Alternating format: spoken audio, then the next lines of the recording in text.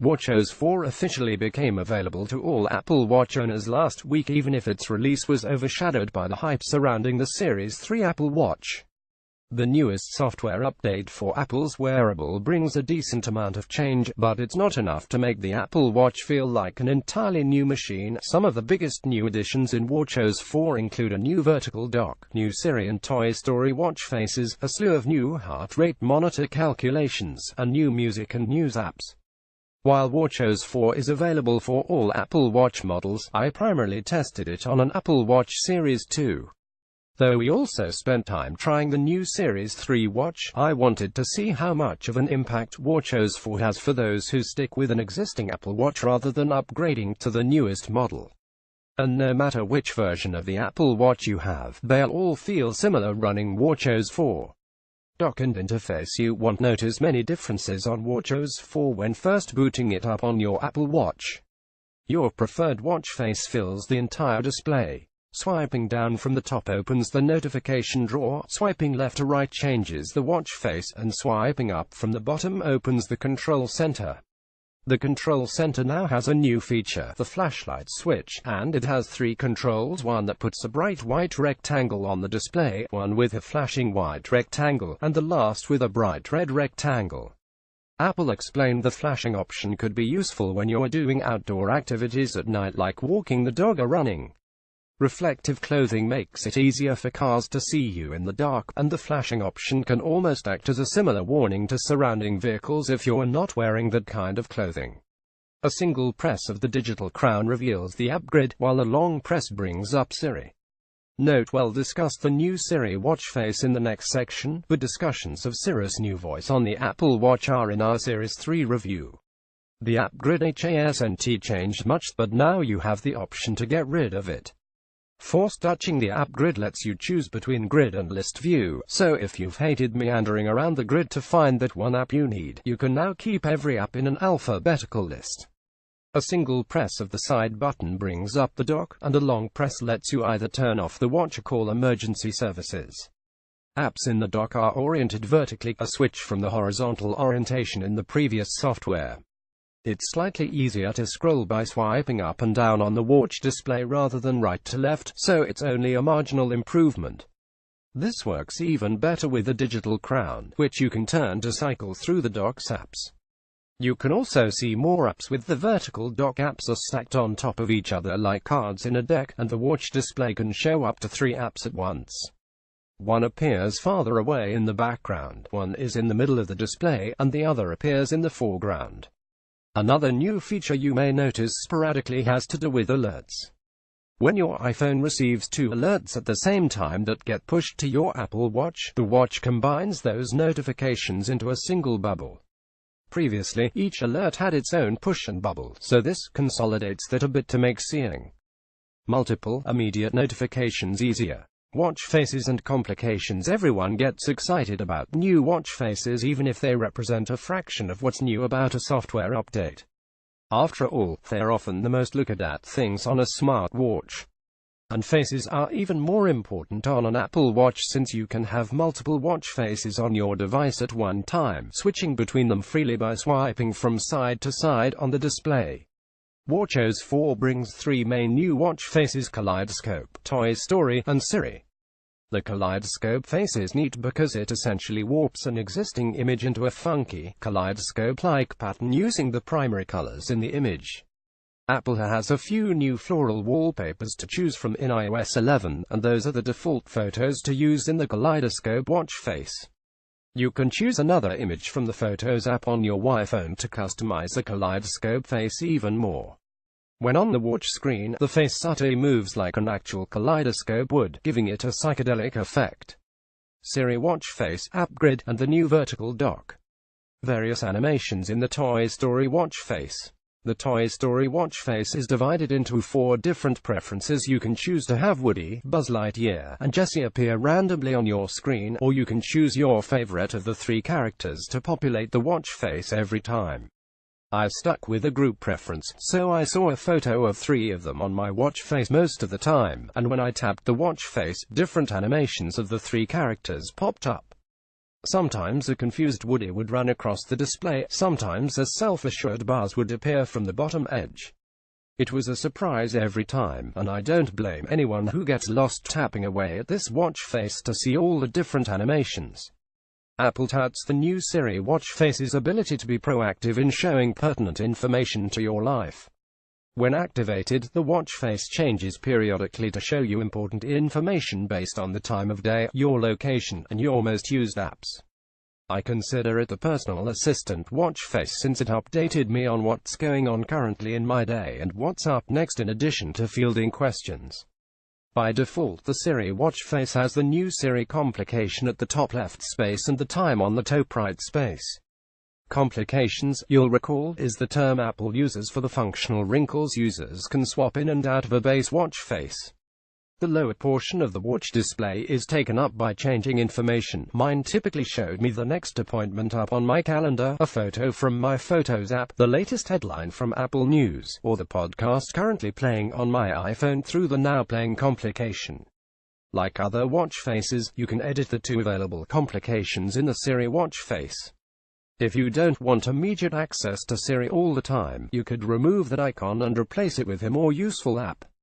I don't use Siri a ton, but it did come in handy for basic information, like the weather forecast ahead of my weekend trip to Boston or the score of the Jets-Dolphins game from the previous Sunday. I like getting quick answers on my wrist, but more often than not, I have follow-up questions to my initial easy questions. Those tend to make me reach for my iPhone rather than rely on Siri, who will ultimately ask me to open my iPhone anyway. The Siri complication was the least useful part of the Siri watch face for me, so I'm happy to have the option to switch it out for a more useful complication in the Apple Watch iOS app. You can also edit where the Siri watch face gets its data in the Apple Watch iOS app, though only to a certain extent. You can toggle data sources on and off in the watch face's settings page, but Siri is limited to only native Apple apps.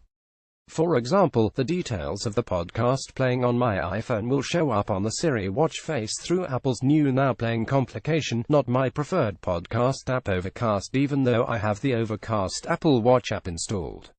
In the red example, tapping the Now Playing card on the Siri face brings up the Now Playing controls, including rewind, fast forward 30 seconds, play pause buttons, and a volume adjuster. By contrast, the Overcast app doesn't include volume controls, but it does have the 30-second skip buttons, the name of the podcast and episode title, a favorite button, and a list button that lets you switch to any other podcast episode you've downloaded to your iPhone. I see the practicality of the Now Playing complication, and it's especially useful for Overcast audio because Overcast doesn't have an Apple Watch complication, only a full app. However, I prefer controlling my podcasts with the Overcast app and wish I had that option.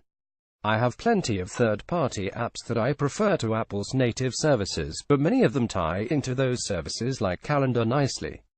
Because of this, the Siri watch face was fairly helpful for me throughout my busiest days. However, if and when I wanted to interact with the apps on the watch or on my iPhone, for that matter, I always reverted back to my preferred third-party apps rather than the Apple apps pushed on me through the Siri watch face. You can make a watch face out of any image in the Photos app, and some might find the results even better than the official new watch faces. Entering the share settings on a single image in the Photos app brings up a new Create Watch Face option.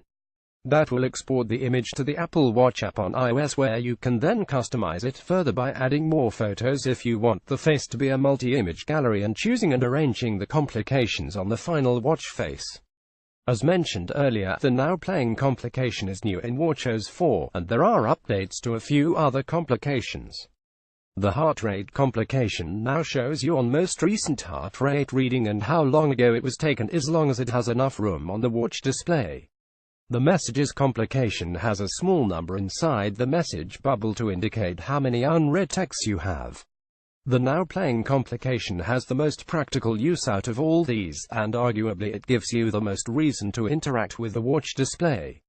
But I do also appreciate the updated heart rate complication because it makes it so you don't have to navigate to the full app on the watch at all if you just want to see your most recent pulse reading. Page 2. The watchos 4 activity app looks the same as before, but it now pushes more frequent and personalized alerts to you. One of the first new alerts I received was nearly immediately after I put on my watch for the day at 6:30 mu. Rocked your exercise ring yesterday, keep it going today. That message included a brief summary of calories burned and minutes exercised from the previous day. On those days where I hadn't been as active as usual, typically lazy Sundays, I received another new notification that told me how many minutes I'd need to walk to close my move ring. I appreciate motivational alerts like the one I received first thing in the morning, but I like quantified alerts like this even better. Movement and exercise seem less like a chore when you know exactly how much you need to do to reach a goal. Some days might require longer post-dinner walks than others, but knowing you only need 10 more minutes of walking to complete the daily goal makes it easier to take that walk. I haven't spent a full month with watchos 4, but Activity also pushes out new personalized monthly exercise challenges based on your previous month's exercise logs. These won't tell you what types of workouts to do, but rather, they'll push you to do a few more workouts that last longer during the current month. If you completed 10 workouts lasting about 20 minutes long each, the challenge might be to complete 11 workouts lasting 25 minutes each.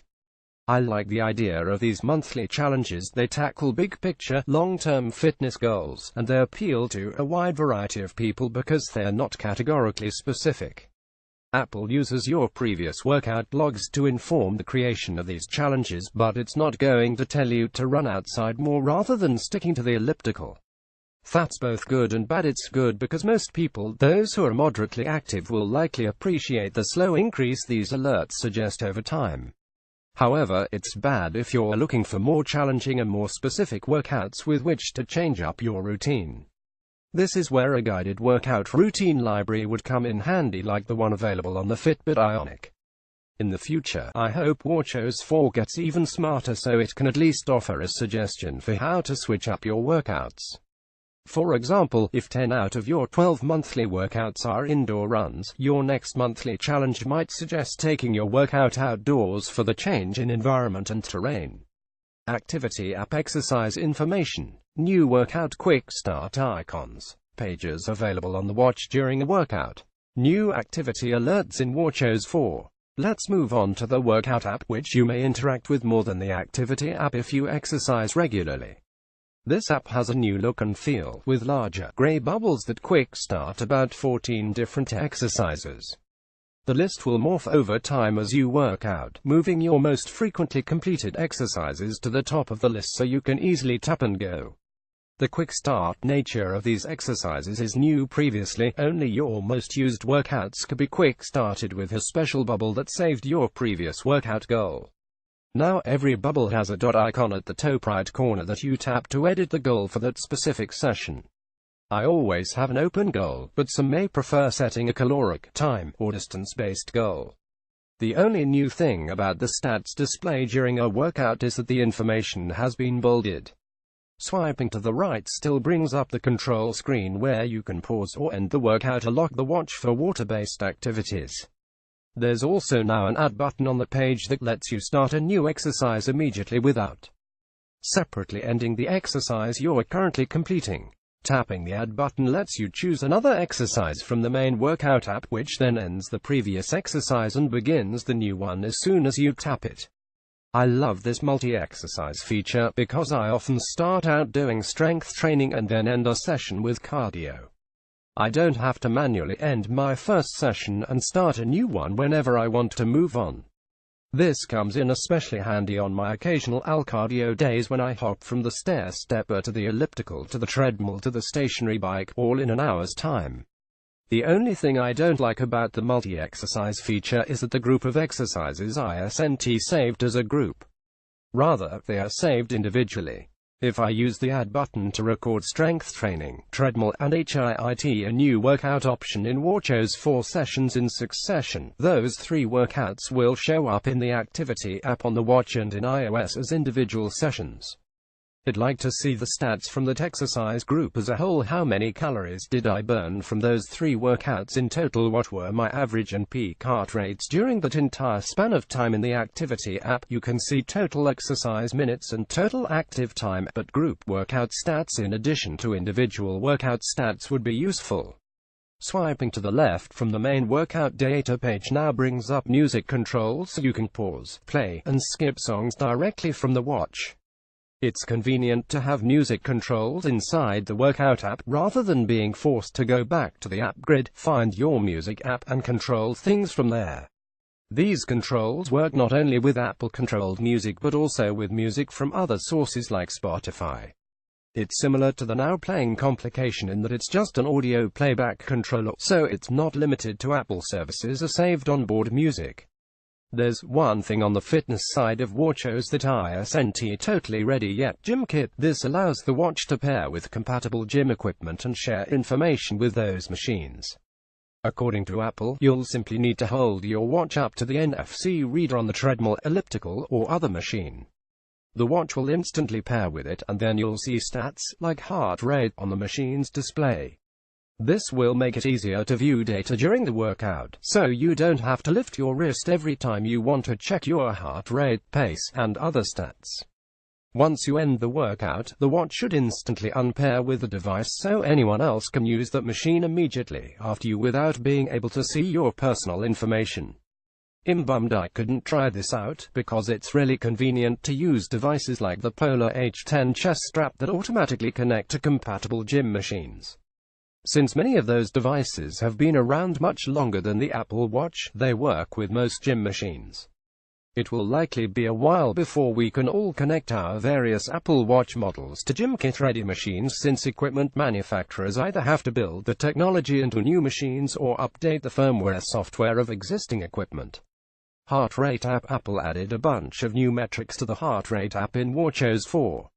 Previously, it measured your heart rate whenever you entered the app and showed you to the last recorded measurement. Now there are a number of new data fields: current heart rate, resting heart rate, walking average heart rate, the heart rates for each workout completed that day, and recovery heart rate. You can tap each bubble to see a graph of your heart rate relating to that topic over the course of the day.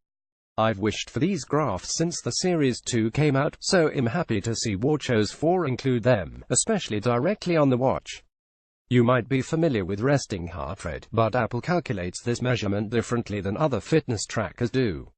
Resting heart rate is usually captured in the moments right after waking up, before getting out of bed. Many fitness trackers with heart rate monitors have incorporated this metric over the past few years for a few reasons. Resting heart rate is a good indicator of overall health, because a lot of these devices track sleep anyway. They can save heart rate data from right before and after you wake up, which can then be used to inform resting heart rate. Since the Apple Watch doesn't natively track sleep, nor does it have the battery life to decipher more than one night at a time, Apple measures resting heart rate differently. The Apple Watch takes heart rate readings from when it notices you haven't moved in a while, like when you're at your desk working, and uses a number of those readings to determine a resting heart rate estimate. New heart rate metrics in the Heart Rate app. On watch heart rate graphs. This method makes sense in theory. A number of pulse measurements taken when you're presumably not doing much to exert the body could indicate your body's base heart rate. However, there are a lot of things that influence heart rate: the timing of your last workout, caffeine, stress, or anxiety, just to name a few. So far, Apple's resting heart rate calculation for me is slightly above what I know my resting heart rate to be from using other devices over months at a time. I've used a bevy of heart rate monitoring wristbands and chest straps for years, and I know my resting heart rate to be 59 BPM on average from the testing. My Series 2 watch often calculated my resting heart rate as 66 BPM. That's not very far off, but it's not as good as I know my body to be. Walking heart rate is an interesting metric that I've only seen Apple attempt to track.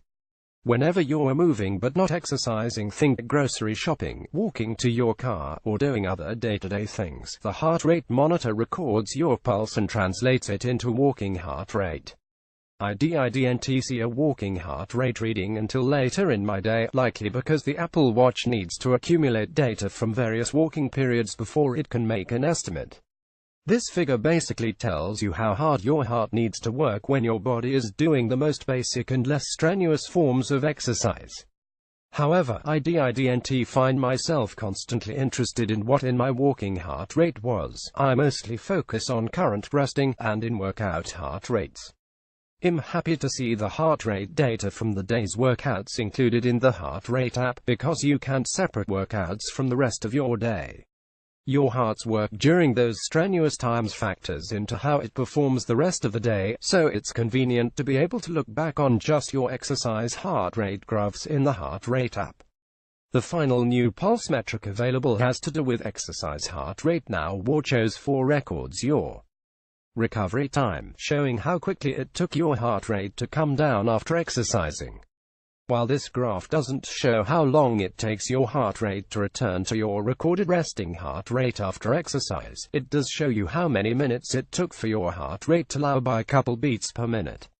This graph will be a great resource for anyone trying to improve their overall fitness, because it is proven that people with shorter recovery times, otherwise known as those who have a better cardiovascular condition, are at a lower risk for multiple health problems.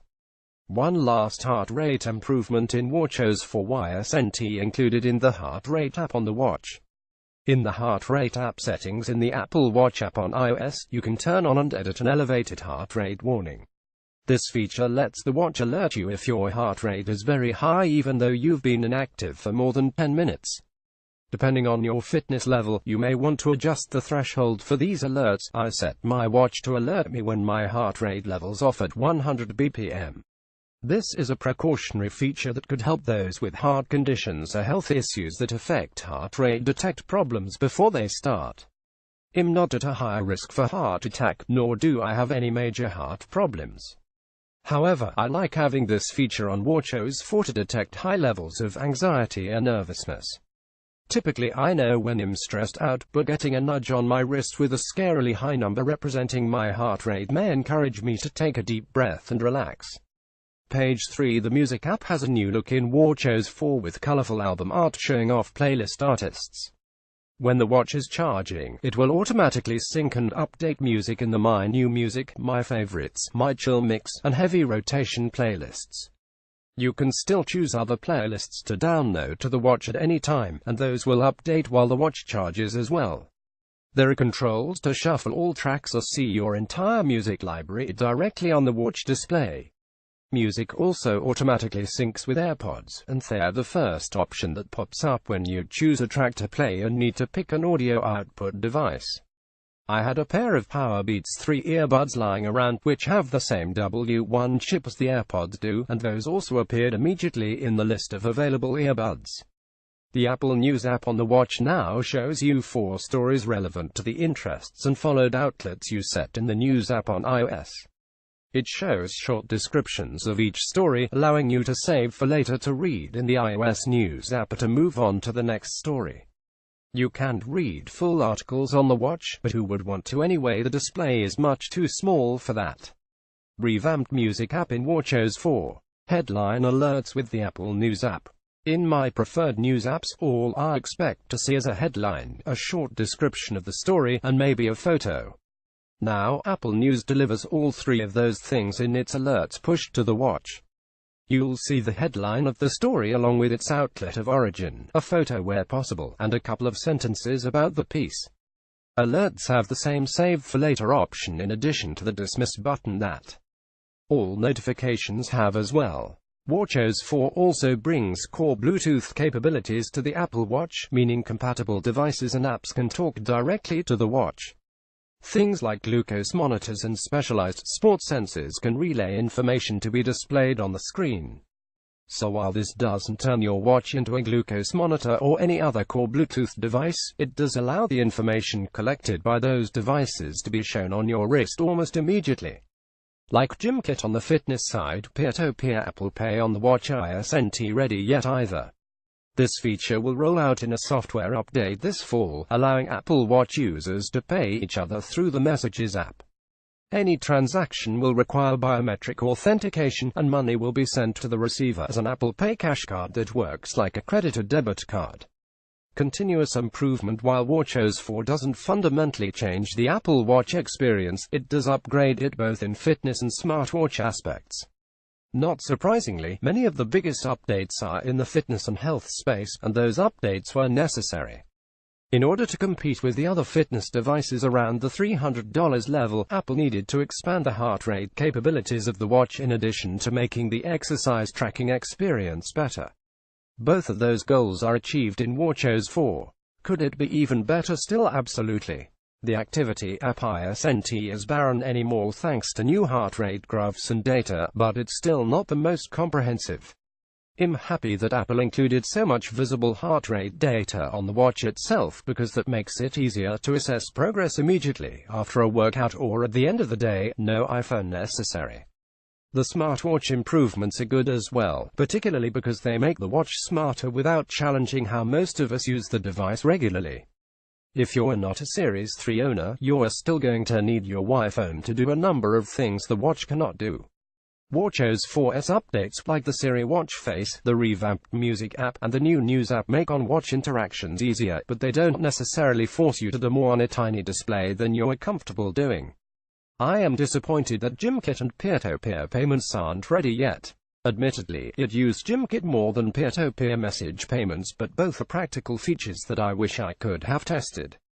I'm eager to see how seamlessly the watch connects and disconnects from a GymKit-compatible treadmill and how quickly I can pay my friend back for dinner without whipping out my iPhone. I do worry about compatibility and ease of use in the future. watchos 4 can be downloaded by all Apple Watch models, including first-generation, often called Series 0 and Series 1 devices. However, it is known that first-generation models cannot do two things that newer Apple Watches can: automatically start a synced playlist when you start a workout and calculate resting heart rate. Those two features are only available on Series 1 and newer watches, so we're already starting to see the phasing out of support for a device that was released fewer than 3 years ago. Since I reviewed watchos 4 on a Series 2 watch, I also wonder how well the update performs on first-generation and Series 1 devices. I've seen a slowdown in my Series 2 since updating, nothing major, but there is a noticeable half-second lag when opening an app, returning to the watch face from the app grid, and in other similar transitions. That sluggishness hasn't frustrated me enough to want an entirely new watch, but I expect those using first-generation devices may not be able to comfortably update much more after watchos 4. The good available for all Apple Watch models. Toy Story watch face animations are adorable. Siri watch face gives the virtual assistant an interface and more of a personal assistant. New feature lets you make a watch face out of any photo's image. New in-workout music controls. Lots of new heart rate metrics, including resting heart rate and recovery time. The bad Siri watch face only pulls data from native Apple apps. No guided workouts. Multi-exercise workout option doesn't group exercises together in the activity app. Resting heart rate calculation isn't totally accurate. GymKit and peer-to-peer Apple Pay not ready yet, coming this fall. The ugly couple watchos 4 features aren't available on first-generation watches, which raises questions about how much longer it will be supported in future watchos updates.